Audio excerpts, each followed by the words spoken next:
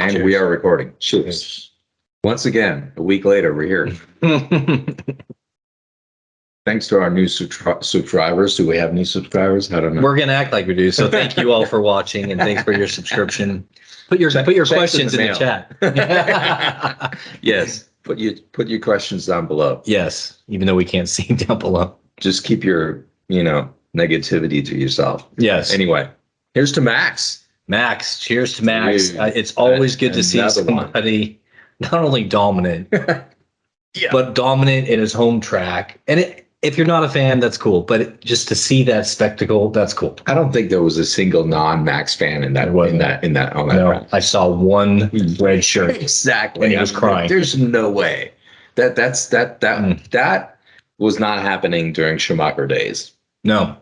He's taken it to another level. Granted, Netherlands is a pretty small country, so it's a little different, but still, that kudos to him for absolutely. And they showed a graphic on the worldwide feed, 305,000 people. Crazy. New record. I'm assuming that's a F1 record, not just a Netherlands record. But that's got to be the weekend total, right? Right. Okay. Total, because not that many people fit on. No, that track is tiny. No, it's like it'd be like watching a big league baseball game at a AAA stadium, fan wise. It's crazy. I love that track though. That is so cool. Track. It is a cool track. Great track. Why did they go away from it for 30 years? Safety. They couldn't invest enough money into the track. Now they found with Max. Mm-hmm. Now they had a reason to put money into it. Makes sense. You mean racing on a track with a corner named Tarzan isn't safe? I love it. The track is so great. The bank corners. Bank corners, so cool. Amazing corners. It is funny to watch how it's almost like they were still trying to figure it out. Do I take the high line? They were. No. Or do I just... Hey, let's dive right into that. Yeah. I was literally standing right here in the living room yelling at the TV. Have you forgotten how to race? Right. I mean, in Tarzan, you stay on the high side. You don't change on the straightaway. You make them go on the inside. You stay on the high side. Right. Same in corner 3. You stay on the high side. If somebody wants to pass, you block the high side. Mm-hmm. And then I was like, what are they doing? What's this inside going into Tarzan? That's the stupidest thing I've seen. It was a little surprising to see, for sure. That's just like their brain turned off or something, because I would have not given that up. No. You make them go on the inside. They're going to slide into you. They're going to crash into you. That's fine, because that's what happens. But anyway, so good start. Let's see qualifying. Let's go through qualifying real quick. It was Verstappen, but Leclerc Charles got close. He was on pace. He put in a real good lap for his qualifying. So did Carlos. Yeah, I thought there would be more time between Verstappen and the others. Honestly, I thought just by the sheer fan, should be enough to get him into. But that was surprisingly close. Hamilton, better than his teammate. Yeah, I mean, by far better than his teammate. Yeah, I mean, he's half a second faster than George. But in Q3, they did have the Perez spin, which messed up everybody. I swear they do it on purpose. I thought the same thing, but then I thought, that's just a little too much conspiracy theory there. Because it came at a very opportune time, didn't it? Everybody was on their last flying lap, and here goes Perez. But when I looked at the crash again, I was like, no, that's not. He's not faking that one. He really lost it. So Schumacher, go Mick. Yeah, tremendous. We talked about last time. We're like, he's got to perform, otherwise he's out of F1. Yeah, and he still might very well be. But that was a great performance in qualifying. Same with Tsunoda. He has to perform, otherwise he's going to be out of F1. F1 doesn't put up with unless you're Stroll and the dad owns the team. Unless you're Stroll, you have a lot of job security. And you have a little bit more. But at some point, the dad has to say, you know what, son, this ain't working. No. It costs a lot of money. This is a little more expensive than karting. Yeah, or horses. Even. I mean, this is like really expensive. Yeah, who else do we want to talk about? Norris did well. Yeah. Why do you think Mick was so much further ahead of Magnussen? I almost said yawn. I don't know. I really don't know, because Magnussen, I thought maybe in Q1 he had a mistake. I think Magnussen he went off in Q1. Oh, did he? That's why he was so far back. Yeah, Ricardo, Jesus. I mean, that's brutal. Dude, that is brutal. It's painful to watch at this point. I was surprised that Alonso and Ocon were that far back. Yeah. And that Gasly was faster than Ocon, and all that was surprising to me. Gasly is almost like a really good practice player. And then it's game time. And then he steps up on the field and he's like, oh, crap. Now, ooh. Yeah. Scared. Yeah. I'm scared. So anyway, all right, let's go on to the race. Looked promising, but then you have to take Verstappen into, I know the commentators were saying, Hamilton has a shot, but I was like, really? He did. Verstappen was like hauling ass. I mean, he was catching up quick. He was moving. Yeah, absolutely. Right. The strategy of well, first of all, let's talk about Ferrari for a second. Amazing. And on the worldwide feed, I think they played Sainz's radio once, and he said 3 words. Oh my God. Yes. I was saying other things, but I'm in shock with this. I was just laughing. I was God's not helping you, my friend. No, he's not helping Ferrari at all. Somebody pissed off the Pope, and he's like cursing Ferrari this year. They're gonna have a photo op. I'm telling you. If the Pope's up for it, it's not the first time. Yeah. That the Pope's going to bless the Ferrari cars. I'm telling you, it's going to happen. It's probably going to happen at some point. Maybe next season. Before the season starts. Yeah. So yeah, that threw Sainz way back. That was over for him. Yeah, that's right. All right, back to the Mercedes strategy. Yeah. Yep. What do you think? What do you think? Well, I think the biggest difference, and Amanda, my wife, pointed this out. She said, I don't think they would have done that for Valtteri last year, as far as changing the tires. No, they wouldn't. And then letting them race. No way. It's almost as if they have no. Hamilton doesn't have the protection that he had, right. And I don't know if that's the right word or not, but it seems like they left him out to dry. And yeah. So I get that, but then you also have to look at the timing of everything, right? Yeah. I mean, was he really in the position to come in and get different tires? And at the time when he changed tires, none of this other, this wasn't happening. The safety car wasn't out. No. Right. So the other drivers that got onto the softs at the end there took advantage of the fact that they had a safety car. Sure. Hamilton just wasn't in a track position where he could have taken advantage of it too. So it's just part of his luck of the draw. So I don't know that he should be very mad about it. He was pretty adamant that it was a strategic error. Sore loser kind of thing, though. When you start, and besides, you shouldn't say that on the radio. You should say that after the race and go behind closed doors and say, dude, guys, no, seriously, what? He did bite his tongue at the end. He didn't say much of anything. On the cool he slipped that in. Yeah, but everybody realized what he was saying anyway. But back to your point, I think you're absolutely right. I think Russell is the future of Mercedes, and so Hamilton's on his way out.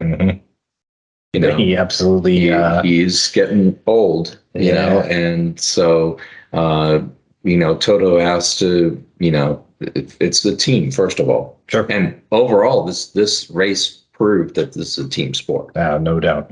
And I think from Hamilton's perspective, he's got to be thinking, he's being outclassed by most times 2 Red Bulls. Yeah. Ferrari is hit or miss. Yeah. But he's 4th. Yeah. As far as pace goes on a good weekend. Yeah. He needs all the help he can get. Yeah. And his garage did not give him not outstanding support. Not this weekend. No. I mean, he did really well in qualifying. So I think they had the right parts on the car, so to speak. Yeah, right. All right, so Perez, again, just lackluster. I think he started 5th and finished 5th, right? Yeah. Hamilton 4th, and he started 4th. So those guys were just doing their thing. Alonso.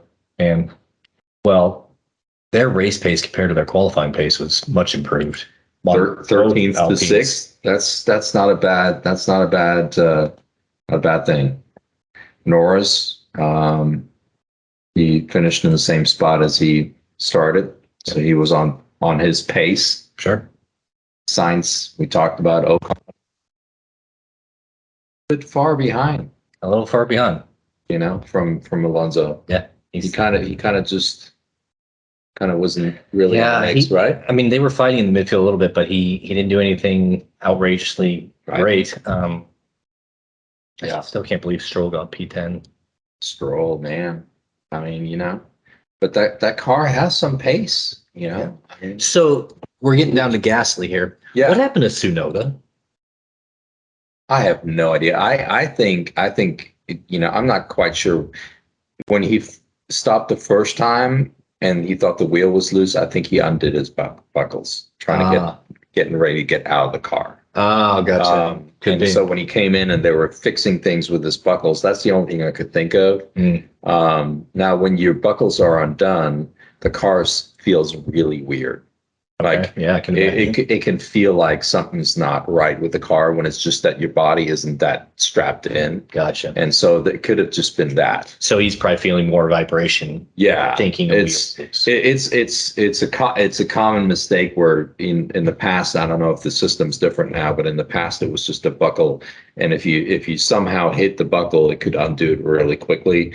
And so some drivers also, we used to have turn off and on the engine on off switch was near the steering wheel, and sometimes in a corner you would hit it with your finger and turn the engine off, and you'd be like, the engine broke, like the car broke. And no, it wasn't that, it was user error. So that's probably safety. So if it's on fire, you can turn it off and then get out. Yeah, exactly. So in my day, we had to prove we could get out of the car in, I don't know, 30 seconds or something. Really? Yeah, we had to do drills. The stewards would watch us get out of the car and, unbuckle, jump out. Anyway, yeah, those were the old days. Wow. I don't know what happened to him. It's a very strange thing. I'm sure we'll read about it. Sure. Yeah, I'm sure there'll be a report. What else? Who else do we want to talk to? Bottas disappointing again. That whole team. Like we talked about a couple of Grand Prix back, they stopped developing the car. They ran out of money. They did run out of money. That's why they're going to be Alfa Romeo next year, and then that's it. Back to Sauber. Yeah. It's hard to be an F1 team. Yeah. Schumacher, golly. Yeah, so losing going 5 backwards. Places. And he was fighting off the start. Yeah. I mean, got through Tarzan, gets to turn 3. I mean, he was in there, and then I don't know what they hardly showed him at all. Mick, got to do better than this. Wait, where was his teammate? Oh, he was 15th. Higher than he qualified. Yeah, but still. Vettel had I think Vettel intentionally gets back there just so he can fight with Mick. He really enjoyed it. He's like, oh, young Schumacher. They did have a good close fight. It was close, yeah. Yeah. He kind of gave up on it, though. Yeah. I have to say, I would have stuck with it. I would have made him Schumacher go outside, go off track. Yes. I would have said, you know what, dude, you've got to learn a little bit more. Yeah. Magnussen. We got to talk about Williams. Williams, yes. Alexander Albon again. We didn't talk about him in qualifying. He was 15th. Okay. Yeah. But he got to Q2, so that's he did. really and then good. I thought he had a strong race. Yeah. Did he finish in the points? No, 12. Not quite. Yeah, Williams, I hope they don't disappear. No. We talked about that before too. It's they're really not too different than Haas right now, if you think about it. No, they're not. They have an American investor that's probably becoming more and more frustrated and spending millions and millions more than they thought was required. And I think Haas is in a better situation. Yeah, he can hold his breath longer. Yeah, probably. And I think they've got a lot. From what I've read, they've got more interest in sponsorship, even title sponsorship. So interesting. We shall see. I hope so. Fingers crossed. Yeah. So if you want to talk about Haas, say there's rumors that they're moving on from Mick or Mick's moving on from them, however you want to look at it. and then Giovinazzi is next in line. I don't know if I agree with that. Like, why? I don't know. No, I don't know. I agree with you. No, I would say not no. my first choice, but maybe they know something we don't. Probably maybe. So. I mean, I don't know that. I haven't. There's got to be a hot shoe, as they say. There's got to be young hot shoe. That's I've never heard that. Yeah, that's what we used to call young hot shoe. Called hot shoe. Like as in a hot shoe, as in a hot right foot. Oh, yeah, shoe. Hot shoe. Yeah, okay. Hot shoe. Hot shoe. That's what you call it in Europe. You call it a hot shoe. Okay. There's got to be a young guy that can get in there and because Magnussen was doing really well, and he was impressive. Yep. So I think the car has more pace than those guys are showing. Absolutely does. Yeah. Imagine today I was thinking to myself, imagine a Hamilton and a Ferrari. And I could not think of it. I could not imagine it. No, I can't imagine that at all. I mean, no. Like I literally thought to myself, what if Hamilton had that car? Where would he be today? I mean, I could have imagined that 14 years ago. Yeah, but a British driver. I mean, who was the last one? Mansell? Probably. A British driver in a Ferrari, just marketing wise, doesn't make a whole lot of sense. It doesn't make sense. No, doesn't quite roll off the tongue as nicely. The Spaniards can kind of fake it. I kind of play that game in my head. I'm like, what if so and so was in this car or that car? Yeah, it'd be interesting if a Russell was Red Bull. Ooh, that would be tasty. I think at the end of the year, I propose that at the end of the year, there's a lottery and they have like one extra exhibition race. Okay. Where you pick a car out of the hat.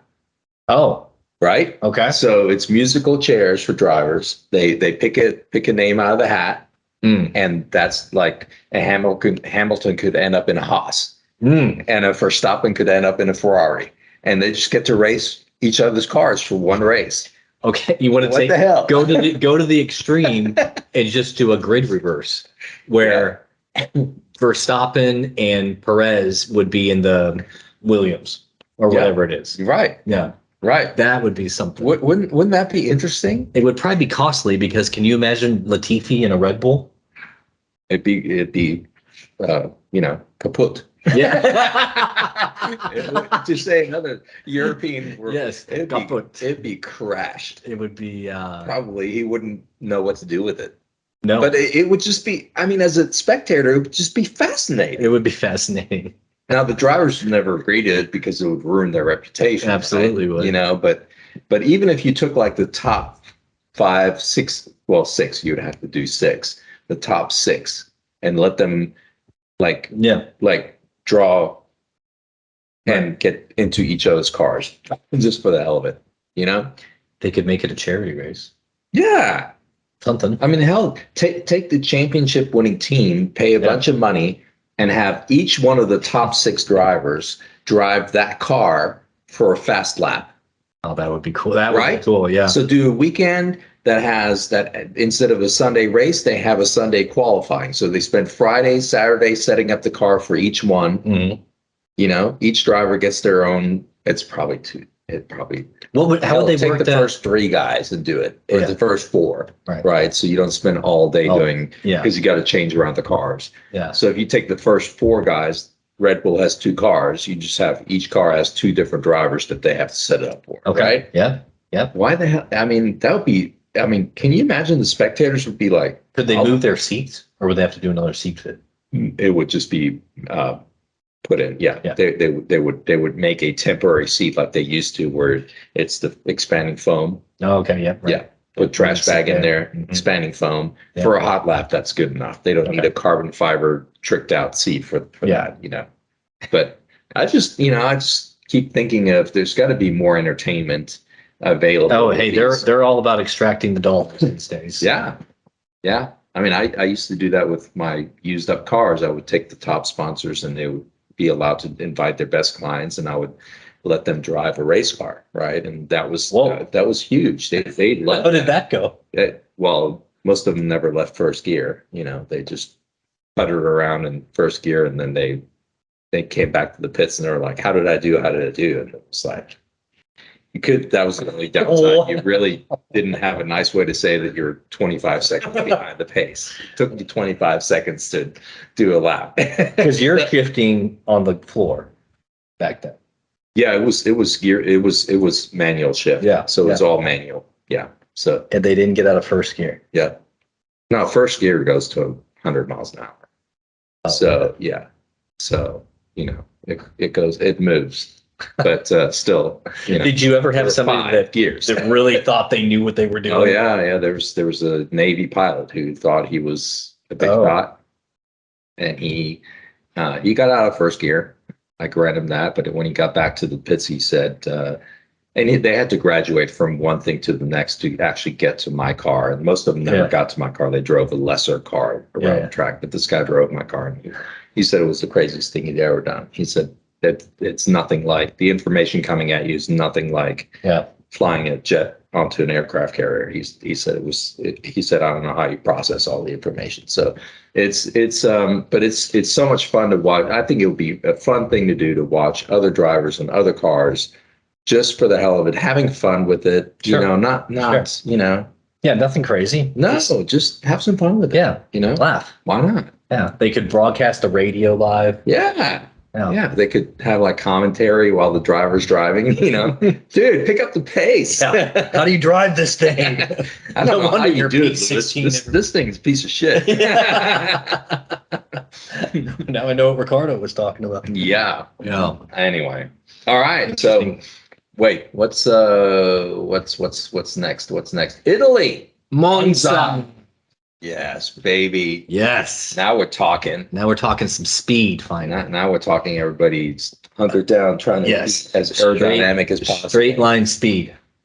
All the tall guys will lean back further in their seat. Yes, they should. Albon. George, yes, poor guys. Yeah. So who's your favorite? I mean, other than Red Bull, they're good on every track, in every sector of every track. They're pretty much unstoppable at this point. I mean, his lead's over 100 points in the Drivers' Championship. No, and just the momentum they have right now. Yeah. I think they win races from pole. They win races from the back. They win races when they get tied up in traffic. It just, and the last, Spa was kind of the power track, so they were really quick in Spa. So, I wouldn't be surprised if they were quick again. And Ferrari should have the straight line speed, but I don't know if they can do the rest of it. How much, and Mercedes has to put in a lot of drag, as we know. Yeah. So hopefully not, but they might. Who would be your sleeper team in Monza? Let's see. Haas. Yeah, maybe. I always thought in the last, back in, what was it, 17, when Haas was strong. Yeah. I thought Monza was a track they could get a podium. Yeah. Yeah, it could. Because they're not real good at braking, and they're not real good at. You don't think an Alpine? I don't think has the speed, right? The power straight away. Golly, no. I'd like to see Lando do well. I mean, McLaren won the race last year. Yeah, they could do well again. And I really want Lando to get a victory. Yeah. What about Stroll and Vettel? I mean. Maybe the Aston Martin has. Maybe. It wouldn't surprise me. Vettel might have a little extra chip on his shoulder racing in Italy for the last time. Yeah. Because how did they do? They went pretty well in Belgium. Mm-hmm. No, actually they didn't. I take that back. They were 14th and 16th to start. Oh, in qualifying, yeah. Yeah. So they were not that quick. Their power is not awesome. No. Yeah, I guess you're right. I guess Haas is kind of a sleeper team. Yeah, I think Haas is my team for a sleeper top 5, I'll say. Wouldn't it be amazing if they won a race?